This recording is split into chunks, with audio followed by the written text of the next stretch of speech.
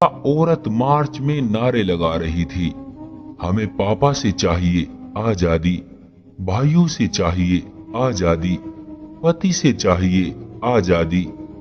पापा अगले दिन सुबह दीपिका से बोले, बेटी बधाई हो, मैंने औरत मार्च से प्रभावित होकर तुम्हें आज से आजाद कर दिया है। अब तुम अपनी मर्जी की मालिक हो। पापा ये कहकर ऑफिस चले गए। पापा के जाने के बाद दीपिका ने अपने बॉयफ्रेंड और अपने दोस्तों को औरत मार्च की कामयाबी की खुशखबरी सुनाई। शाम में पापा ऑफिस से वापस आते ही दीपिका से पूछने लगे, दीपिका तुम अभी तक घर पर ही हो? दीपिका हैरत से कहने लगी, क्यों डैड, मुझे कहाँ जाना था? सुबह तुम्हें कहा था ना तुम आज से आजाद हो।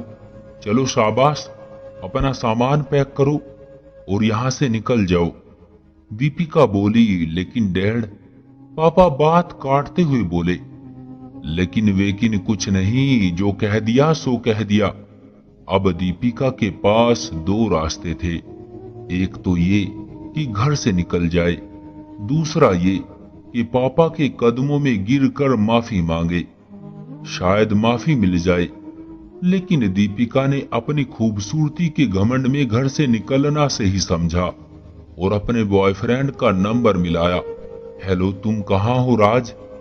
जान, परेशान लग रही हो, कोई प्रॉब्लम? वो डैड ने घर से निकाल दिया है, मुझे तुम्हारे साथ रहना है। डोंट वेरी यार, आ जाओ, I will wait you. Deepika Raj के साथ रहने लगी। एक दिन राज के कहने पर दीपिका अपने पापा के पास गई और बोली, डैडी मुझे आपकी जायदाद में से हिस्सा चाहिए। तभी दीपिका के पापा प्यार से बोले, तुम्हारे औरत मार्च में विरासत का तो कोई जिक्र मैंने नहीं देखा। बाप की जायदाद में से हिस्सा लेना तो बेटी का हक है। आखिर डैडी आप चाहते क्या है? सॉरी बेटी, तुम यहाँ से जा सकती हो।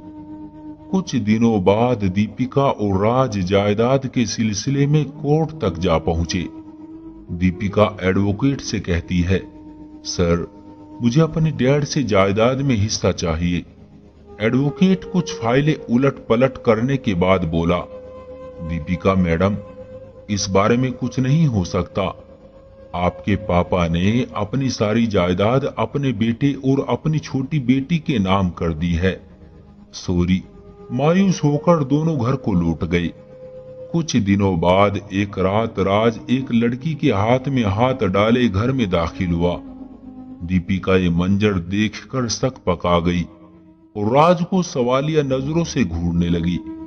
दीपिका, इससे मिलो, ये प्रिया है, मेरी मंगेतर। मेरे पेरेंट्स ने इससे मेरी शादी अरेंज कर दी है। और दीपिका, तुम्हें अब यहाँ से जाना होगा। परिवार में बहुत बातें बन रही है, तुम चाहो तो एक दो दिन और रुक जाओ, लेकिन जाना तो है ही। Okay bye. राज ये कहते हुए दूसरे कमरे में चला गया। वो रात दीपिका पर बहुत भारी गुजरी। उसे अपना बिछड़ा परिवार, लुटी इज्जत का ख्याल तड़पाने लगा। अगले दिन वो छोटा सा बैग थामे राज के घर से एक अनजान मंजिल की तरफ निकल पड़ी।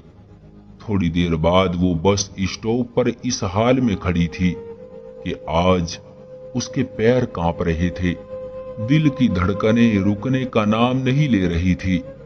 आंखें उखड़ने को बेताब थी। अचानक उसके दिल में एक ख्याल आया और फिर वो मोबाइल निकालकर बारी बारी अपने दूसरे बॉयफ्रेंड्स को कॉल करने लगी। पहले बॉयफ्रेंड ने कॉल रिसीव नहीं की। दूसरे बॉयफ्रेंड ने दीपिका का दुखड़ा सुनने के बाद बोला, यार मेरे पास जगह ही नहीं है। तीसरा बॉयफ्रेंड, मैं तुम्हें जरूर अपने पास बुला लेता यार, लेकिन मैं एक दो दिनों में बिजनेस के सिलसिले में बाहर जा रहा हूँ। Sorry dear.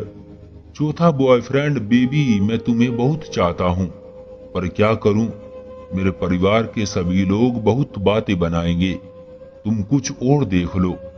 सबके जवाब सुनकर दीपिका का दिल मचल गया। आंखों से आंसुओं का बांध टूट गया। आंसू उमड़कर चेहरे को तर करने लगे। आज दीपिका अपना चेहरा छुपाना चाहती थी, लेकिन कांधे पर दुपट्टा, न सर पर छत। वो अपने रुमाल से अपना चेहरा छुपाने की नाकाम कोशिश करती रही। जी हाँ, वही चेहरा जिसे छुपाते हुए उसे शर्म महसूस होती थी। खैर, दीपिका ने बोझल कदमों के साथ चलना शुरू किया और अपने शहर के बने हुए एक लोक कल्याण लेडीज होम में रहने लगी। अब उसे अपनी औकात नजर आ रही थी कि वो एक टिश्यू पेपर है या डिस्पोजल बर्तन जिसे इस्तेमाल करके कूड़े के ढेर में फेंक दिया जाता है। ये दुनिया गोल है। दीपिका जिस मर्द से आजादी का नारा लगाकर चली थी, आज वो जिस विभाग के रहमो करम पर है, उसका मालिक भी एक मर्द ही है।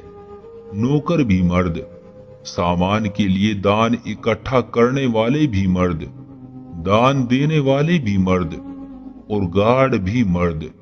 जी हाँ, वही मर्द जो दीपिका को बाप और भाई और पति के रूप में बिल्कुल भी पसंद नहीं थे। तो दोस्तों, ये थी हमारी आज की कहानी।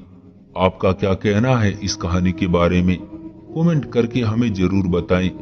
वीडियो को लाइक कर दीजिए और इसी तरह की कहानियां लगातार देखने के लिए चैनल को सब्सक्राइब करके घंटी को दबाकर ऑल पर सेट कर लीजिए, ताकि आने वाली वीडियो का नोटिफिकेशन आपके पास तुरंत पहुंचे। मैं मिलता हूं आपसे अगली वीडियो में, तब तक के लिए धन्यवाद।